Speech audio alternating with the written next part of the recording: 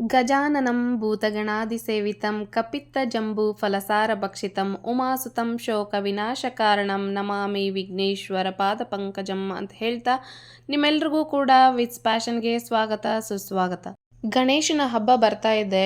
ಗಣೇಶನನ್ನ ಮನೆಯಲ್ಲಿನೇ ಯಾವ ರೀತಿಯಾಗಿ ಈಸಿಯಾಗಿ ಸ್ಟೆಪ್ ಬೈ ಸ್ಟೆಪ್ ಮಾಡೋದು ಅನ್ನೋದನ್ನು ನಾನಿಲ್ಲಿ ತಿಳಿಸ್ಕೊಟ್ಟಿದ್ದೀನಿ. ಅಲ್ಲದೆ ನೀವು ಮನೆಯಲ್ಲಿರೋಂತಹ ವಸ್ತುಗಳನ್ನೇ ಯೂಸ್ ಮಾಡಿಕೊಂಡು ಗಣೇಶನನ್ನು ಮನೆಯಲ್ಲಿ ಈಸಿಯಾಗಿ ಮಾಡ್ಕೊಳ್ಬಹುದು. ಹೀಗೆ ಮಾಡಬೇಕು ಅಂತೇನಿಲ್ಲ. ನಿಮ್ಮ ಮನಸ್ಸಲ್ಲಿ ಗಣೇಶನ ಚಿತ್ರ ಯಾವ ರೀತಿ ಮೂಡಿರುತ್ತೋ ಅದನ್ನೇ ನೀವು ಕೈಯಿಂದ ಮಾಡಿದರೆ ಮುಗೀತು. ಅದಕ್ಕೆ ಇದೇ ರೀತಿ ಆಕಾರ ಬೇಕು ಅಂತಿಲ್ಲ, ಏನಿಲ್ಲ. ನಿಮ್ಮ ಮನಸ್ಸಿನ ಆಕೃತಿಗೆ ಅನುಗುಣವಾಗಿ ನೀವು ಗಣೇಶನ ಮೂರ್ತಿಯನ್ನು ರೆಡಿ ಮಾಡ್ಬೋದಲ್ವಾ. ಆದಷ್ಟು ಸಮಯ ಇದ್ದರೆ ಮನೆಯಲ್ಲಿನೇ ನೀವು ಪರಿಸರ ಸ್ನೇಹಿ ಗಣೇಶನನ್ನು ಮಾಡಿ ಹಬ್ಬವನ್ನು ಆಚರಣೆ ಮಾಡಿ. ಸಮಯ ಇಲ್ಲ ಅನ್ನುವಂತಹವರು ಹೊರಗಡೆಯಿಂದ ತೊಗೊಂಡು ಬಂದರೂ ಕೂಡ ಪರಿಸರ ಸ್ನೇಹಿಯಾದಂತಹ ಗಣೇಶನನ್ನು ತೊಗೊಂಡು ಬಂದು ಮನೆಯಲ್ಲಿ ಹಬ್ಬವನ್ನು ಆಚರಿಸಿ. ಬಣ್ಣಗಳಿಂದ ಮಾಡಿದಂತಹ ಗಣೇಶನ ಮೂರ್ತಿಗಳನ್ನು ತೊಗೊಂಡು ಬಂದು ಆಚರಣೆ ಮಾಡಿ ನಂತರ ಅದನ್ನು ವಿಸರ್ಜನೆ ಮಾಡುವಾಗ ಕೆರೆ ಮತ್ತು ನದಿಗಳು ಬಾವಿಗಳಲ್ಲಿ ವಿಸರ್ಜನೆ ಮಾಡೋದ್ರಿಂದ ಅನೇಕ ಜಲಚರ ಪ್ರಾಣಿಗಳಿಗೆ ಜೀವಹಾನಿಯಾಗುತ್ತೆ. ಅಲ್ಲದೆ ಕೆರೆ ಮತ್ತು ನದಿಗಳನ್ನು ನಂಬಿ ಬೆಳೆಗಳನ್ನು ಬೆಳೆಯುವಂತಹ ರೈತರ ಬೆಳೆಗಳಿಗೂ ಕೂಡ ಅದು ಹಾನಿಯಾಗುತ್ತೆ. ಅಲ್ಲದೆ ಕೆಲವೊಂದು ಸಂದರ್ಭದಲ್ಲಿ ನಮಗೆ ಅದೇ ನೀರನ್ನು ಬಳಸುವಂತಹ ಸಮಯ ಏನಾದರೂ ಬಂದಾಗ ನಮಗೂ ಕೂಡ ಅದರಿಂದ ತೊಂದರೆ ಆಗುತ್ತೆ ಅಲ್ವಾ. ಹಾಗಾಗಿ ಆದಷ್ಟು ಪರಿಸರ ಸ್ನೇಹಿ ಗಣೇಶನಿಗೆ ಹೆಚ್ಚಿನ ಒಂದು ಪ್ರಾಶಸ್ತ್ಯವನ್ನು ನೀಡಿ ಅಂತ ಹೇಳಿ ಕೇಳ್ಕೊಳ್ತೀನಿ. ಆದಷ್ಟು ಗಣೇಶನನ್ನು ಮನೆಯ ಪ್ರಾಂಗಣದಲ್ಲಿ ಬಕೆಟು ಅಥವಾ ಡ್ರಮ್ಗಳಲ್ಲಿ ವಿಸರ್ಜನೆ ಮಾಡಿ ಪರಿಸರವನ್ನು ಸಂರಕ್ಷಣೆ ಮಾಡಿ. ನಾನಿಲ್ಲಿ ಬೇಸನ್ನು ರೆಕ್ಟ್ಯಾಂಗ್ಯುಲರ್ ಶೇಪಲ್ಲಿ ಮಾಡಿಕೊಂಡು ಒಂದು ಸ್ಪೂನಿಂದ ನಾನು ಇವಾಗ ಕಾಲುಗಳನ್ನು ರೆಡಿ ಮಾಡ್ಕೊಳ್ತಾ ಇದ್ದೀನಿ. ನೀವು ಬೇಕಿದ್ದರೆ ಮನೆಯಲ್ಲಿರುವಂತಹ ಬೌಲ್ನ ಯೂಸ್ ಮಾಡಿಕೊಂಡು ಬೇಸ್ನ ರೆಡಿ ಮಾಡ್ಕೊಳ್ಬೋದು. ಹಾಗೆಯೇ ಈ ರೀತಿಯಾಗಿರುವಂತಹ ಸ್ಪೂನ್ನ ಯೂಸ್ ಮಾಡಿಕೊಂಡು ಕಾಲುಗಳನ್ನು ರೆಡಿ ಮಾಡ್ಕೊಳ್ಬಹುದು. ಪ್ರತಿಯೊಂದು ಭಾಗವನ್ನು ರೆಡಿ ಮಾಡಿದಾಗಲೂ ಕೂಡ ನೀವು ಬೆರಳಲ್ಲಿ ನೀರನ್ನು ಅದ್ಕೊಂಡು ನೀಟಾಗಿ ಶೇಪ್ ಕೊಡಿ. ಇಲ್ಲ ಅಂದರೆ ಒಂದು ಚಿಕ್ಕದಾದಂತಹ ಕಾಟನ್ ಬಟ್ಟೆಯನ್ನು ತಗೊಂಡು ನೀರಲ್ಲಿ ಅದ್ದಿ ನೀಟಾಗಿ ಅದಕ್ಕೆ ಶೇಪನ್ನು ಕೊಡಿ. ಇಲ್ಲ ಅಂದರೆ ನೀವು ಆ ರೀತಿ ಶೇಪ್ನ ಕೊಡದೇ ಇದ್ದರೆ ಒಂದು ಮಣ್ಣು ಬಿರುಕು ಬಿಡುವಂತಹ ಚಾನ್ಸಸ್ ಇರುತ್ತೆ. ಗಣೇಶನ ಹಿಂಭಾಗದಲ್ಲಿ ಯಾವುದೇ ರೀತಿ ಗ್ಯಾಪ್ಗಳಿದ್ದರೆ ಅದನ್ನು ನೀವು ಕವರ್ ಮಾಡ್ಕೊಳ್ಬೇಕು. ಮಹಾಗಣಪತೆ ಮಾತಂಗವದನ ಮೂಷಿಕವಾಹನ ಮಂಗಳಚರಣ ಮಹಾಗಣಪತೆ ಮಾತಂಗವದನ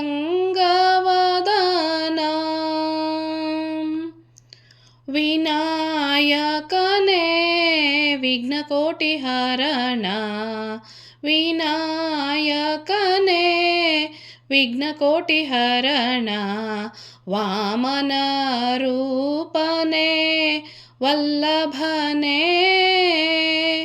ಷಣ್ಮುಖ ಸೋದರ ಸುರಮುನಿ ಪೂಜಿತ ಷಣ್ಮುಖ ಸೋದರ ಸುರಮುನಿ ಪೂಜಿತ ಶರಣೆಂಬೆ ನಿನಗೆ ಶಂಭು ಕುಮಾರ ಶರಣೆಂಬೆ ನಿನಗೆ ಶಂಭು ಕುಮಾರ ಮಹಾಗಣಪತೆ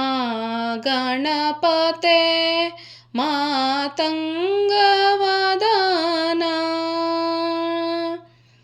ಲಂಬೋದರನೇ ಲಕುಮಿಕರನೇ ಲಂಬೋದರನೇ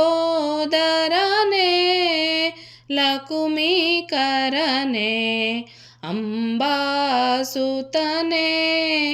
ಆದಿಪೂಜನೇ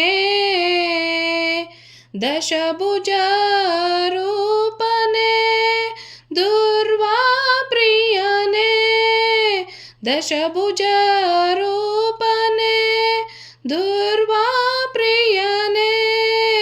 ದುರಿತ ನಿವಾರಣ ದೀನ ರಕ್ಷಕನೇ ದುರಿತ ನಿವಾರಣ ದೀನ ರಕ್ಷಕನೇ ಮಹಾಗಣಪತೆ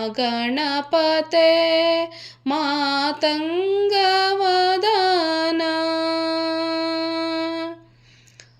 ಪಾಶಾಂಕುಶಧರ ಪಾಪ ವಿಮೋಚನ ಪಾಶಾಂಕುಶಧರ ಪಾಪ ವಿಮೋಚನ ಪಾವನ ಸ್ಮರಣ ಪತಿತ ಪಾವನ ಪಾವನ ಸ್ಮರಣ ಪತಿತ ಪಾವನ ಜಗದೊಳು ನಿನ್ನಯ ನಾಮವ ಪೊಗಳುವೆ ಜಗದೊಳು ನಿನ್ನಯ ನಾಮವ ಪೊಗಳುವೆ ಜಯ ರಾಮ ವಿಠಲಗೆ ನೀ ಅತಿ ಪ್ರಿಯನೇ ಜಯ ರಾಮ ವಿಠಲಗೆ ನೀ ಅತಿ ಪ್ರಿಯನೇ ಮಹಾಗಣಪತೆ ಮಾತಂಗವದನ ಮೂಷಿಕವಾಹನ ಮಂಗಳಚರಣ ಮಹಾಗಣಪತೆ ಮಾತಂಗವದನ ಮಾತಂಗವದನ ಮಾತಂಗವದನ. ನಾನು ವಿಡಿಯೋದಲ್ಲಿ ಗ್ಯಾಪ್ಗಳನ್ನು ಕವರ್ ಮಾಡೋದಕ್ಕೆ ಬ್ಯಾಕ್ಗ್ರೌಂಡ್ ಮ್ಯೂಸಿಕ್ನ ಹಾಕ್ಕೊಳ್ತಾ ಇದ್ದೆ, ಆದರೆ ಇವಾಗ ನನ್ನದೇ ಆದಂತಹ ಹಾಡನ್ನು ಹಾಡಿದರೆ ಚೆನ್ನಾಗಿರುತ್ತೆ ಅಂತ ಹೇಳಿ ಹಾಡಿದ್ದೀನಿ ಅಷ್ಟೇ. ಇವಾಗ ಇಲ್ಲಿ ಗಣೇಶಗೆ ನಾನು ಸರವನ್ನು ರೆಡಿ ಮಾಡಿದ್ದೀನಿ. ಆ ಒಂದು ಸರದ ಮೇಲೆ ಡಿಸೈನ್ ಮಾಡೋದಕ್ಕೆ ನಾನು ಪೆನ್ ಒಳಗಡೆ ಇರುವಂತಹ ರಿಫಿಲ್ನ ಯೂಸ್ ಮಾಡ್ಕೊಂಡಿದ್ದೀನಿ. ಅದರ ಒಂದು ಹಿಂಬದಿಯಿಂದ ನಾನು ಅದಕ್ಕೆ ಡಿಸೈನ್ ಮಾಡ್ಕೊಂಡಿದ್ದೀನಿ. ನೀವು ನಿಮಗೆ ಬೇಕಾಗಿರೋವಂಥದ್ರಿಂದ ನೀವು ಡಿಸೈನ್ ಮಾಡ್ಕೊಳ್ಬಹುದು. ಹಾಗೆಯೇ ನಾನು ಇಲ್ಲಿ ಗಣೇಶನ ತಲೆಯನ್ನು ರೆಡಿ ಮಾಡ್ಕೊಳ್ತಾ ಇದ್ದೀನಿ. ಅದಕ್ಕಿಂತ ಮೊದಲು ನಾನು ಆ ಒಂದು ಪ್ಲೇಸಲ್ಲಿ ಟೂತ್ ಪಿಕ್ಕನ್ನು ಅಳವಡಿಸಿದ್ದೀನಿ. ನೀವು ಬೇಕಿದ್ರೆ ಯಾವುದಾದ್ರೂ ಕಟ್ಟಿಗೆ ಅಥವಾ ಮುರಿದಿರುವಂತಹ ಪೆನ್ಸಿಲ್ ಕೂಡ ಯೂಸ್ ಮಾಡ್ಕೊಳ್ಬಹುದು. ಇಲ್ಲಿ ಗಣೇಶನ ಕಣ್ಗಳನ್ನು ರೆಡಿ ಮಾಡ್ಕೊಳ್ಳೋದಕ್ಕೆ ನಾನು ಈ ರೀತಿ ತಲೆಯ ಮುಂಭಾಗದಲ್ಲಿ ಬೆರಳುಗಳಿಂದ ನಾನು ಪ್ರೆಸ್ ಮಾಡ್ಕೊಂಡಿದ್ದೀನಿ. ಹಾಗೆಯೇ ಗಣೇಶನ ಒಂದು ಕಿವಿಗಳನ್ನು ರೆಡಿ ಮಾಡ್ಕೊಳ್ಳೋದಕ್ಕೆ ನಾನು ಟೀ ಸ್ಪೂನನ್ನು ಯೂಸ್ ಮಾಡ್ಕೊಂಡಿದ್ದೀನಿ. ನಾನಿಲ್ಲಿ ಸ್ವಲ್ಪ ದೊಡ್ಡದಾಗಿರುವಂತಹ ಕಿವಿಗಳನ್ನು ರೆಡಿ ಮಾಡ್ಕೊಳ್ತಾ ಇದ್ದೀನಿ. ನೀವು ಈ ಕಿವಿಗಳು ದೊಡ್ಡದು ಅಂತ ಅನಿಸಿದರೆ ನೀವು ಚಿಕ್ಕ ಸ್ಪೂನ್ ಕೂಡ ಯೂಸ್ ಮಾಡ್ಕೊಳ್ಬಹುದು.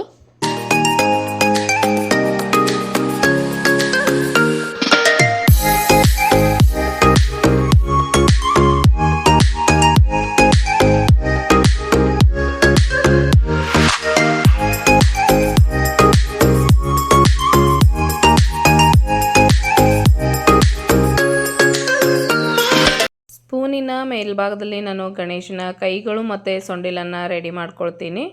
ನೀವು ಅಷ್ಟೇ ಈ ರೀತಿ ಸ್ಪೂನನ್ನು ಯೂಸ್ ಮಾಡಿಕೊಂಡ್ರೆ ತುಂಬಾ ಈಸಿ ಆಗುತ್ತೆ. ಭುಜದ ಭಾಗ ತೆಳ್ಳಗಿದೆ ಅಂತ ಅನಿಸಿದರೆ ಸ್ವಲ್ಪ ಮಣ್ಣಿಂದ ಮತ್ತು ಆ ಭುಜವನ್ನು ದಪ್ಪ ಮಾಡ್ಕೊಳ್ಬೇಕು. ಪ್ರತಿ ಭಾಗವನ್ನು ರೆಡಿ ಮಾಡಿಕೊಂಡಾಗಲೂ ಅಷ್ಟೇ ನೀವು ನೀರಿನಿಂದ ಅದನ್ನು ಫಿನಿಶಿಂಗ್ನ ನೀಟಾಗಿ ಮಾಡ್ಕೊಳ್ಬೇಕು. ಆಗ ಮಾತ್ರ ಮೂರ್ತಿ ಗಟ್ಟಿಯಾಗಿರುತ್ತೆ, ಇಲ್ಲ ಅಂದರೆ ಅಲ್ಲಲ್ಲಿ ಬಿರುಕುಗಳು ಬಿಡ್ತಾ ಹೋಗುತ್ತೆ. ನಾನಿಲ್ಲಿ ಗಣೇಶನ ದೇಹದ ಭಾಗಗಳ ಕೆಲವೊಂದಷ್ಟು ಮಾಹಿತಿಗಳನ್ನು ನಿಮ್ಮೊಂದಿಗೆ ಶೇರ್ ಮಾಡ್ಕೊಳ್ಳೋದಕ್ಕೆ ಇಷ್ಟಪಡ್ತೀನಿ.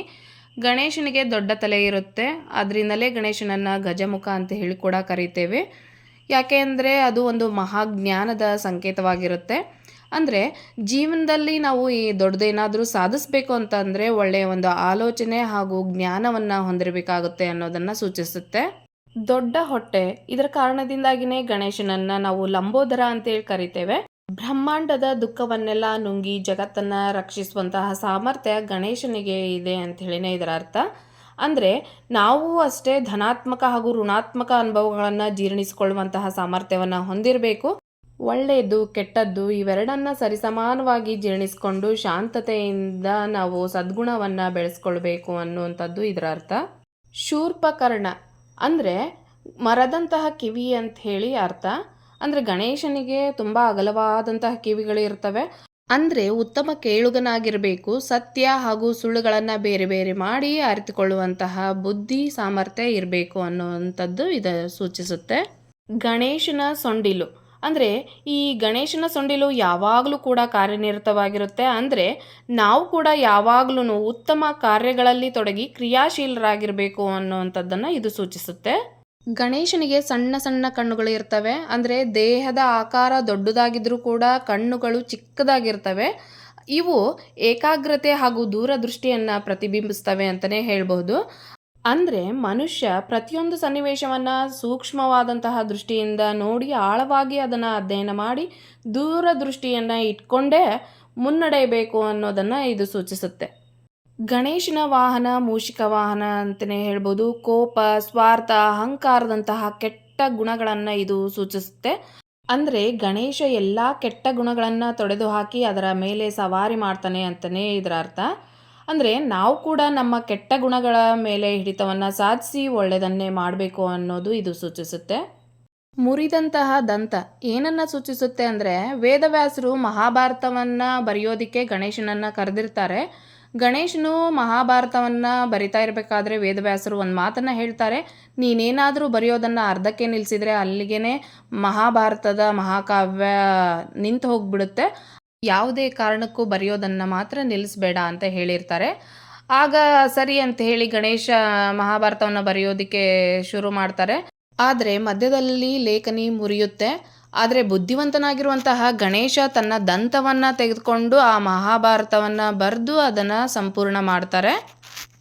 ಇದರ ಅರ್ಥ ಮನುಷ್ಯನು ಕೂಡ ಯಾವುದೇ ಒಂದು ಕೆಟ್ಟ ಸಂದರ್ಭದಲ್ಲಿ ಆಗಲಿ ಕಷ್ಟದ ಕಾಲದಲ್ಲಿನೇ ಆಗಲಿ ಕೈ ಚೆಲ್ಲಿ ಕೂಡಬಾರ್ದು, ಬುದ್ಧಿವಂತಿಕೆಯಿಂದ ಎಲ್ಲದನ್ನು ಎದುರಿಸಬೇಕು ಅನ್ನೋದನ್ನು ಸೂಚಿಸುತ್ತೆ. ಗಣೇಶನಿಗೆ ಚಿಕ್ಕ ಬಾಯಿ ಇರುತ್ತೆ. ಇದರ ಅರ್ಥ ಕಡಿಮೆ ಮಾತಾಡಿ ಅವಶ್ಯವಿರುವಷ್ಟು ಮಾತಾಡಬೇಕು ಅನ್ನೋದನ್ನು ಇದು ಸೂಚಿಸುತ್ತೆ. ಗಣೇಶನಿಗೆ 4 ಕೈಗಳಿರುತ್ತವೆ. ಮೊದಲೇದು ಪಾಶ ಹಿಡ್ಕೊಂಡಿರುವಂತಹ ಕೈ. ಇದು ಕೆಟ್ಟ ವಿಷಯಗಳನ್ನು ಪಾಶದ ಸಹಾಯದಿಂದ ದೂರ ಮಾಡ್ತಾನೆ ಗಣೇಶ ಅನ್ನೋದನ್ನು ಸೂಚಿಸುತ್ತೆ. ಅಲ್ಲದೆ ಎರಡನೇದಾಗಿ ಅಂಕುಶ ಹಿಡ್ಕೊಂಡಿರುವಂತಹ ಕೈ ಇರುತ್ತಲ್ವ, ಆ ಅಂಕುಶದಿಂದ ಈ ಭಕ್ತರ ಒಂದು ಅಜ್ಞಾನವನ್ನು ದೂರ ಮಾಡ್ತಾನೆ ಅಂತ ಹೇಳ್ತಾರೆ. ಅಲ್ಲದೆ ಮೂರನೇ ಕೈ ವರದ ಹಸ್ತದ ರೂಪದಲ್ಲಿರುತ್ತೆ. ಅಂದರೆ ಭಕ್ತರು ಏನೇನು ಬೇಡ್ಕೊಂಡಿರ್ತಾರೋ ಎಲ್ಲದನ್ನು ಸಿದ್ಧಿ ಮಾಡ್ತೀನಿ ಅಂತ ಹೇಳಿ ವರವನ್ನು ಕರುಣಿಸ್ತಾನೆ. ಅಲ್ಲದೆ 4ನೇ ಕೈಯಲ್ಲಿ ಮೋದಕ ತುಂಬಿದಂತಹ ಪಾತ್ರೆಯನ್ನು ಹಿಡ್ಕೊಂಡಿರ್ತಾರೆ. ಅಂದರೆ ಭಕ್ತರು ಸುಖ ಸಂತೋಷ ಅಲ್ಲದೆ ಸಮೃದ್ಧಿಯನ್ನು ಹೊಂದಲಿ ಅನ್ನುವಂಥದ್ದನ್ನು ಇದು ಸೂಚಿಸುತ್ತೆ ಅಂತಲೇ ಹೇಳ್ಬೋದು.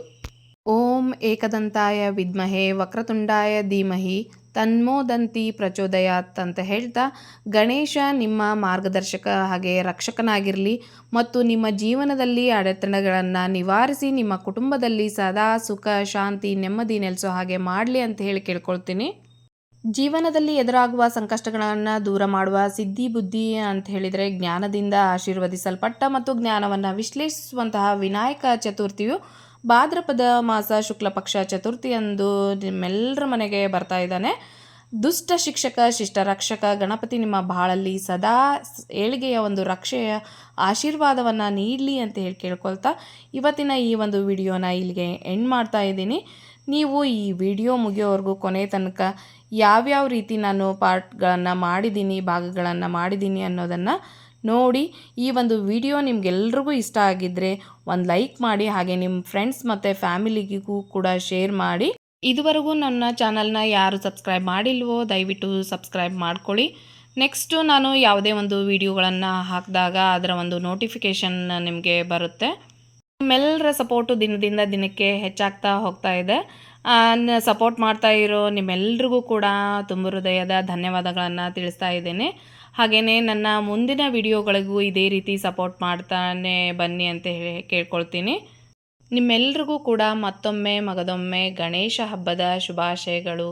ನಗ್ತಾ ಇರಿ, ಖುಷಿಯಾಗಿರಿ. ಮತ್ತೊಂದು ವಿಡಿಯೋದೊಂದಿಗೆ ಮತ್ತೆ ಸಿಗ್ತೀನಿ. ಅಂಟಿಲ್ ದನ್ ಟೇಕ್ ಕೇರ್, ಬಾಯ್.